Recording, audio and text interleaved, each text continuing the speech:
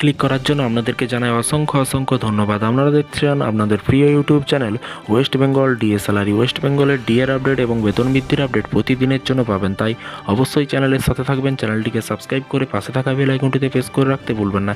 ইতিমধ্যে আবার একটি গুরুত্বপূর্ণ আপডেট নিয়ে এসেছি সরকারি কর্মচারীদের ডিএ নিয়ে। ভিডিওটি সম্পূর্ণ দেখবেন।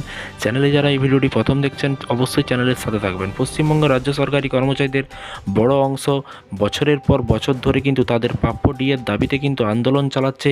এই আন্দোলন চলার মধ্যেই কিন্তু ডিসেম্বর মাসের শেষের দিকে প্রথমবার 4% ডিএ বৃদ্ধির ঘোষণা করা রাজ্য সরকার। মুখ্যমন্ত্রী মমতা বন্দ্যোপাধ্যায় ঘোষণা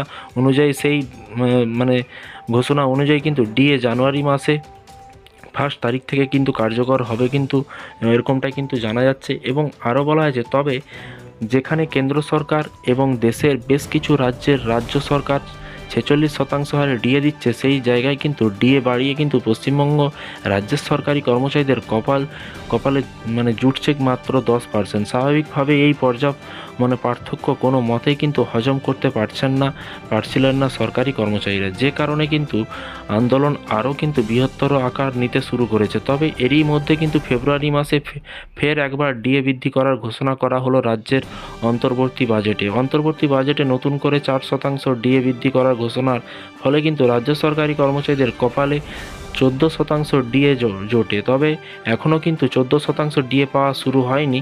এখনও রাজ্য সরকারি কর্মীরা প্রায় 10% ডিএ পাচ্ছেন। এবার এই নিয়ে কিন্তু নতুন করে একটি বিজ্ঞপ্তি জারি করলো নবান্ন, আর সেই বিজ্ঞপ্তিতে জানিয়ে দেওয়া হয়েছে পশ্চিমবঙ্গের রাজ্য সরকারি কর্মচারীদের কবে থেকে নতুন হারে ডিএ পাওয়া শুরু হবে সেটাও কিন্তু এখানে কিন্তু বলা হয়েছে।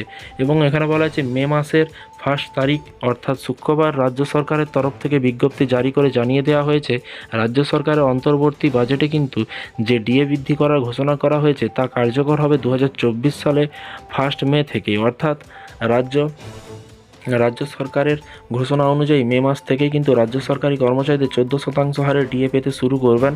বর্তমানে রাজ্য সরকারি কর্মচারীরা ডিএ পাচ্ছেন 10%, যা গত বছর পর্যন্ত ছিল মাত্র 6%। বর্তমানে যে হারে ডিএ পাওয়া যাচ্ছে তার সঙ্গে আরও কিন্তু 4% ডিএ বৃদ্ধি পেলে রাজ্য সরকারি কর্মচারীদের বেতন কিন্তু অনেকটাই বেড়ে যাবে। এক্ষেত্রে যাদের বেসিক বেতন 20,000 টাকা তারা বাড়তি 800 টাকা হাতে পাবেন, এবং 20,000 টাকা যাদের বেতন তারা কিন্তু 14% হওয়ার পরে ডিএ বাবদ হাতে পাবেন 2800 টাকা। স্বাভাবিকভাবে বোঝা যায় যে ডিএ কতটা গুরুত্বপূর্ণ যে কোনো সরকারি কর্মচারীদের কাছে। তো ফ্রেন্ডস, এই ছিল আজকে একটি ছোট্ট আপডেট।